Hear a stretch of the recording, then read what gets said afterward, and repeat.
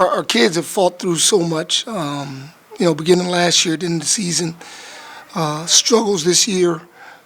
We kept trying to just keep the group together and preach to them to keep fighting, stick together, fight through adversity, and everything's going to work itself out if we just keep sticking to the course. Coach, defensively, this is one of the best defensive games you had all season. You held through scoring this for basically the last 4 minutes of the game.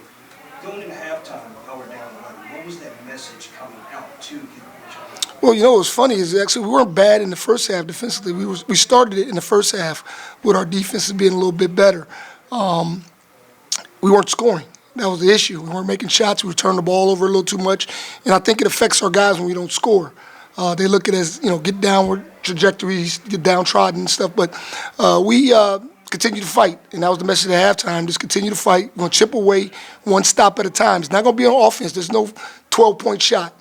So you have to chip away one stop at a time, and I thought that's what we did in the second half.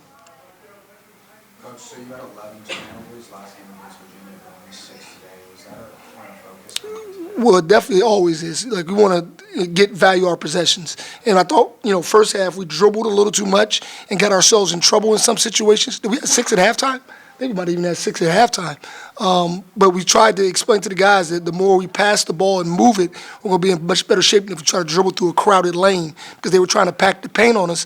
And so, we did that in the second half. Coach, with 12 minutes left in the second half, Notre Dame obviously violated the shot clock. To read a play like that frustrated the bench. Was that like a turning point in the game that sparked some new energy into the team? Well, it's what I've been talking about a lot of times lately. This team has to seize on the moment, right? Whether it's offense or defense, those key possessions that we need to have, we got to take advantage of. And I thought we did that tonight. We took advantage of key possession, and that was huge for us. Got the crowd into the game. Crowd was tremendous tonight. Unbelievable support from our group.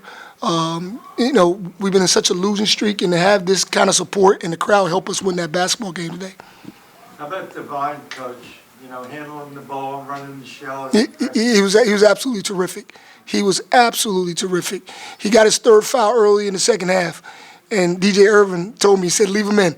And I'm like, oh, man, he gets his 4th foul. We're done, because he was playing great in the first half, guard Marcus Burton, getting in the paint, and we decided to leave him in, and he rewarded us for it.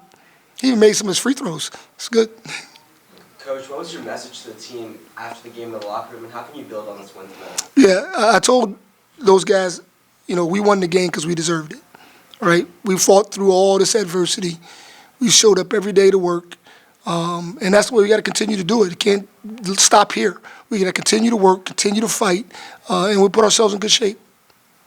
How important was Matthew Cleveland in this game tonight? We saw when he sat out for just a couple minutes, had one of the longest scoring droughts of the entire game. How important was he for this game? He was huge. It's hard for me to take him and Brandon Johnson out the game because they do so many things for our team. I think he was out for like 2 minutes, but they went on a scoring run, and so we got him back in there quickly. He's playing the best basketball of his career. He's doing exactly what we're asking him, and most importantly, he's showing great leadership. He's helping the young guys. He's really starting to grow into that role. Can you expand on that a little bit more? I know he's one of 2 returning starters on this team. With all these new people, how is he able to lead them on and off the court? Yeah, it's hard because he's only been in a year and a half. He's only played in Miami for a year and a half. And so it's hard to immediately be the person that's, kind of guiding people and telling them what to do. So he had to grow into that role. And, when Coach retired, I kind of sat down with him and challenged him to do that. He's a quiet person by nature, but he's very intelligent. And so I challenged Matt to be a leader, to help these young guys, help all these new guys. You know what we want. So you got to encourage them to do the right thing. Thank you. Anything else? Is there any status on Paul Jobert? He wasn't today. He should be back this week. He should be. Well, we play Louisville. Louisville next? Yeah. He should be back this week. Go party. Thanks, guys. Congratulations. Thank you. Good job.